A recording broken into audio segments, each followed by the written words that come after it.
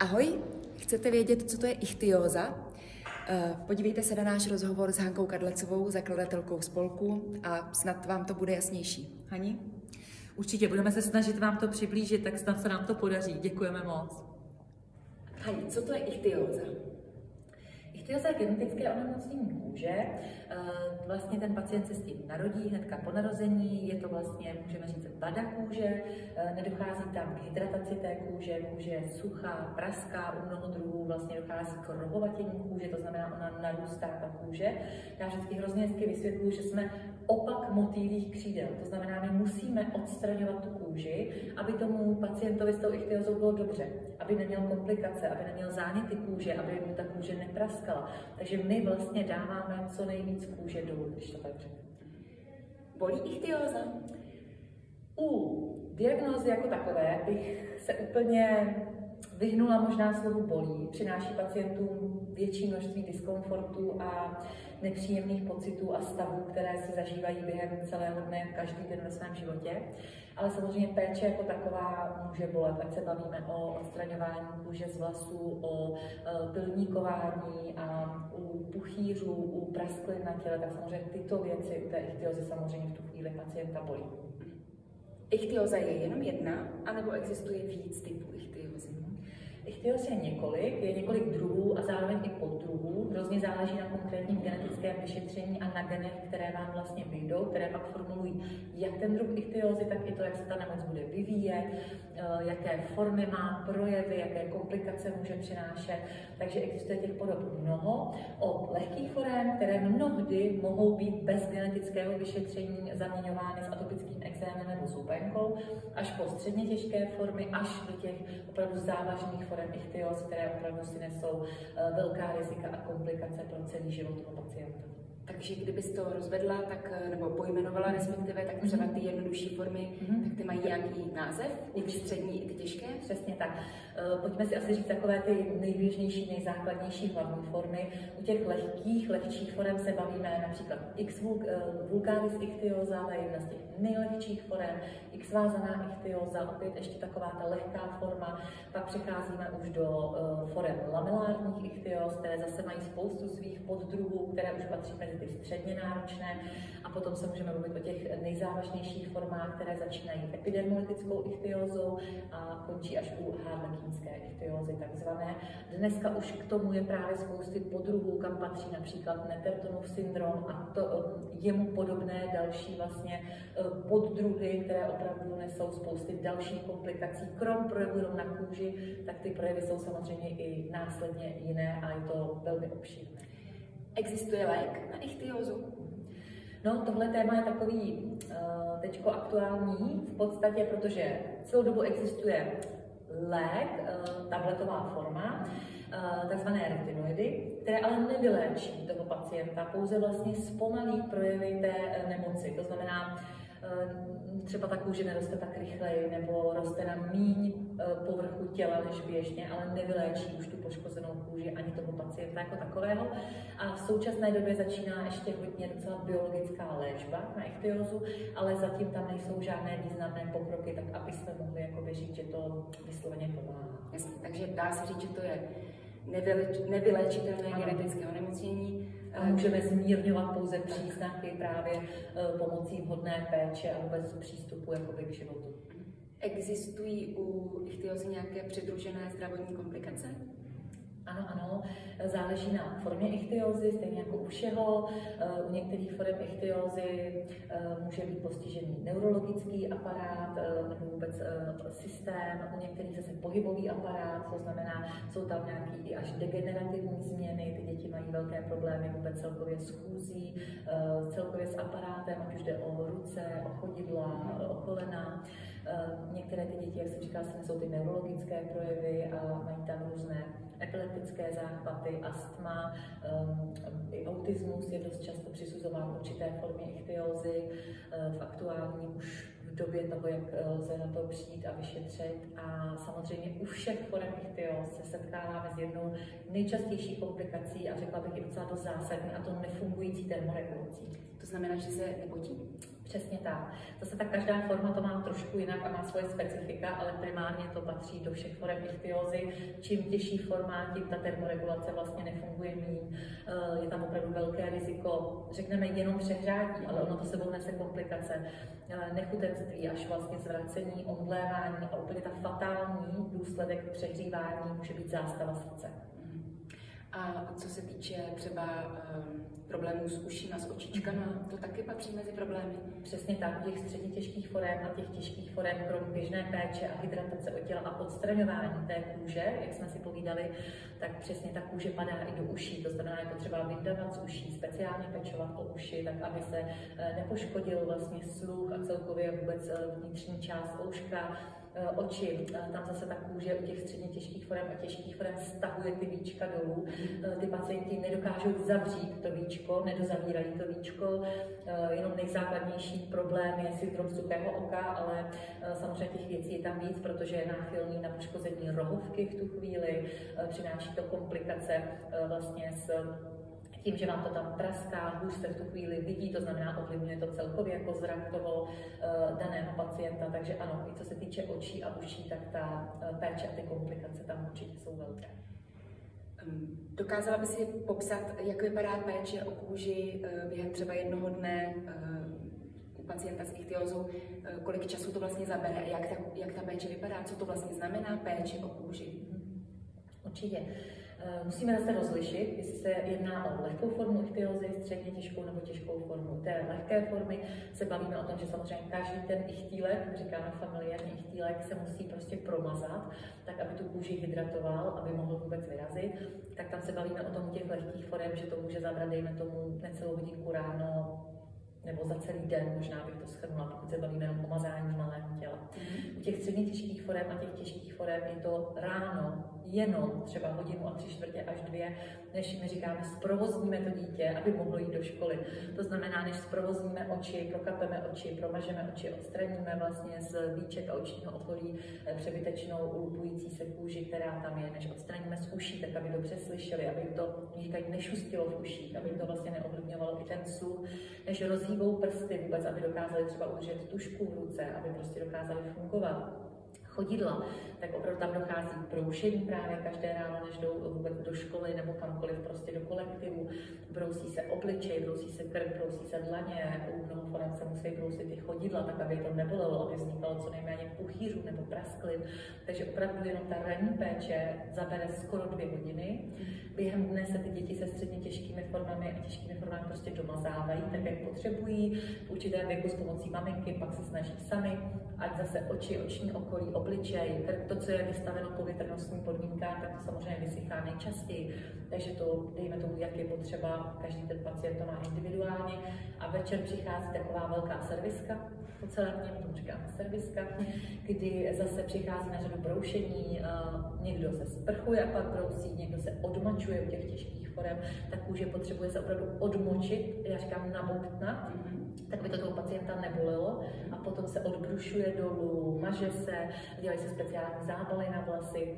Zase záleží podle formy a stavu kůže. Někdy se to nemusí dělat každý den, třeba obden, je to hrozně individuální, ale v průměru, když mám středně těžkou formu, tak každý den, já říkám, 3-4 hodinky je prostě ta péče jako jasná. Mluvila jsi o obrušování kůže, to se dělá jak? To se vezme z garáže, nebo? No, někdo má brusku na kov z jednoho hobby marketu, opravdu.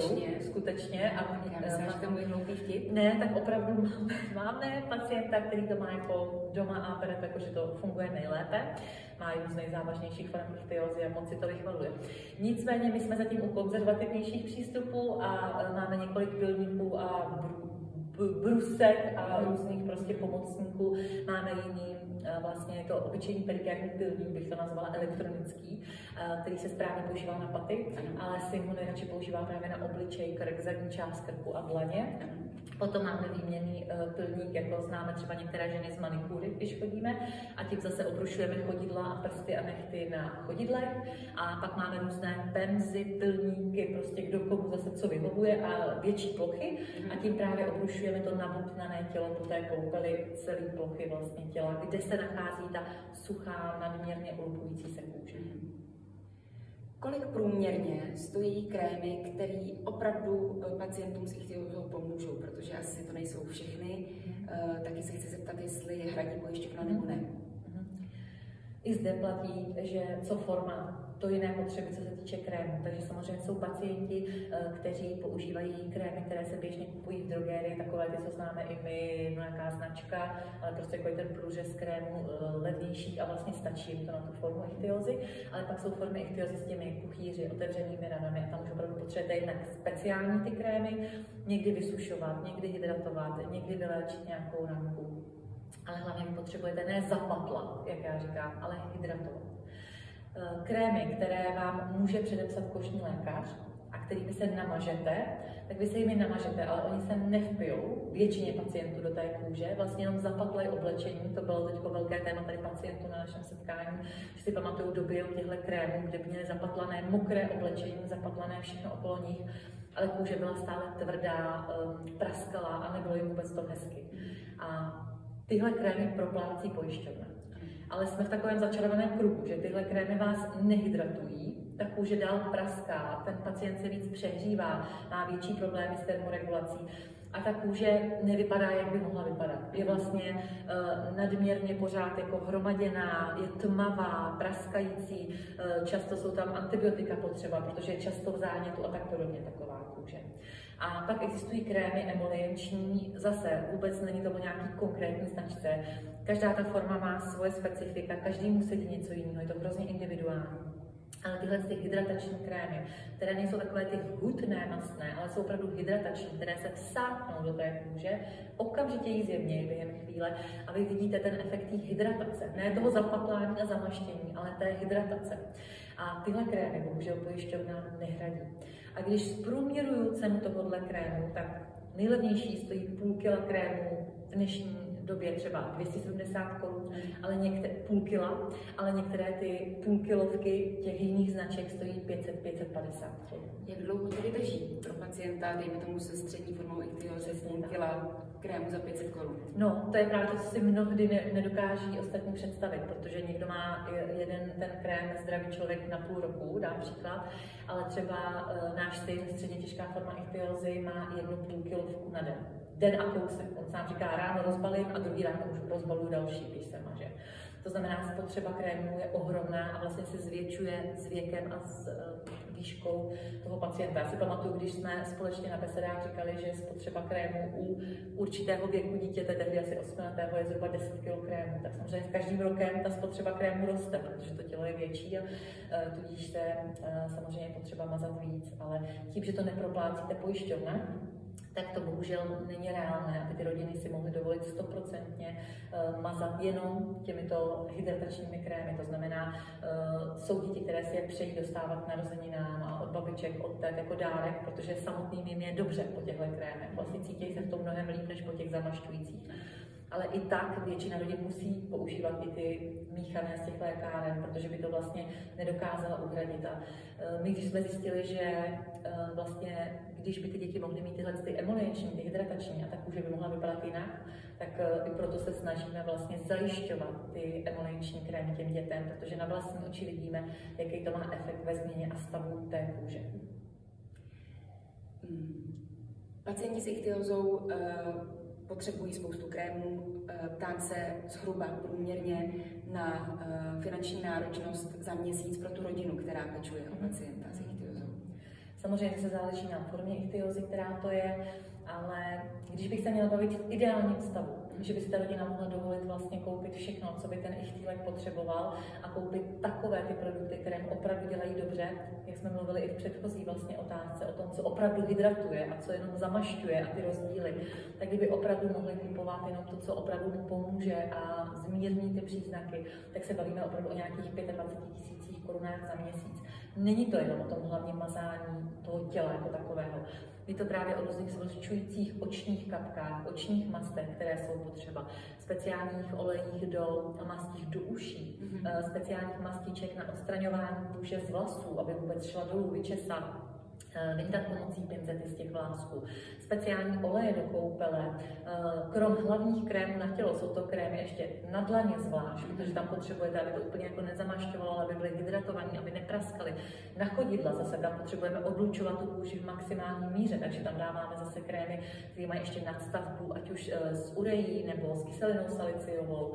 Takže je to opravdu ještě o hromadě krémů, krom těch základních kolem. Takže těch 25 000, já říkám, že by byl takový ideální minimum, když by ta rodina nakupovala v akcích a ve slevách v lékárnách, jinak by ta částka mohla být v podstatě ještě vyšší. Ale zase se dostáváme do toho, že bohužel si to ty rodiny dovolit nemohou a kombinují to pořád s těmi krémy míchanými z lékáren. A tudíž jsou bohužel v takové situaci, že pořád ty děti mají nějaké trampoty, záněty, potřebují v tu chvíli antibiotika, protože nepoužívají to, co jim ve skutečnosti pomůže. Co má dělat člověk nebo rodina, které se narodí miminko s ichtyózou, kam se má obrátit, kde najde informace, kde najde komunitu lidí, která mu může poradit a pomoct? No, tak primárně jsem ráda, že dneska, když už se narodí středně těžká forma nebo těžká forma, tak vlastně sami rádi transportují ty děti buď do fakultní nemocnice Motol v Praze nebo fakultní nemocnice Brno, kde už s tím umějí velmi dobře lékaři pracovat a jsou tam na to opravdu profesionálové. Já bych ještě ráda řekla, že velmi i doporučuji fakultní nemocnici Brno, kde je vlastně paní primářka Pinková, která je odborným garantem spolku a za mě nenajdete lepšího odborníka, takže všem případně, kdo řeší něco s ichtyózou, doporučuji paní primářku, protože tím, jak sdružuje drtivou většinu pacientů, tak ví opravdu o té nemoci nejvíc a dokáže opravdu poradit a propojit a tak podobně.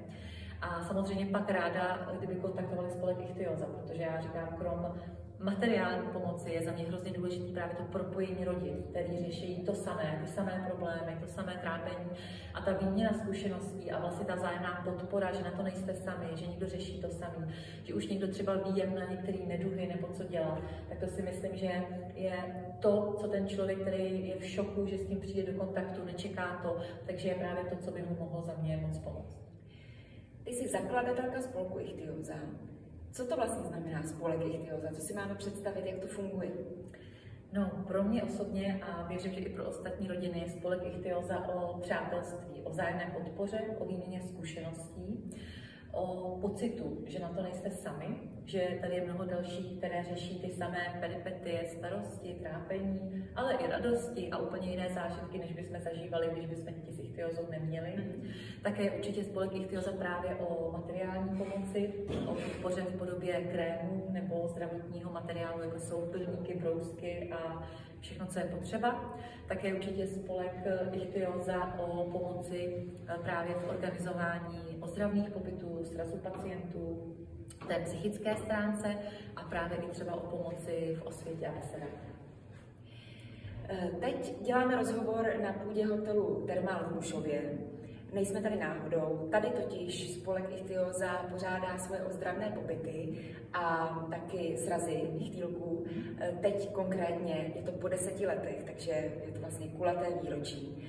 A já bych chtěla vědět, proč zrovna tady, co je tady tak zajímavého a pro vás užitečného, jako pro pacienty s ichtyózou. No, my to tady máme moc rádi. Jednak je nás s každým rokem čím dál víc, takže aktuálně už zabíráme celý hotel se všemi sály, přednáškovými a tak podobně. Dále právě díky těm sálům to tady má ten benefit, že se tady můžeme povídat, mít tady takzvané kruhy, jak tomu říkáme.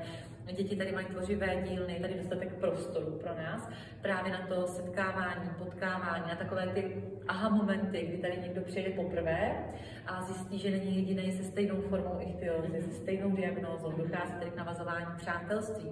Myslím si, že to je určitě i hrozně důležitý pro ty děti, že vidí, že nejsou jediný jiní, že mají mnoho dětí kolem nich jinou kůži, ale i pro jejich sourozence, kteří samozřejmě mnohdy to nemají jednoduché v tom, že ten jejich nemocný sourozenec může v jejich očích, že dostává víc péče, víc času s rodiči.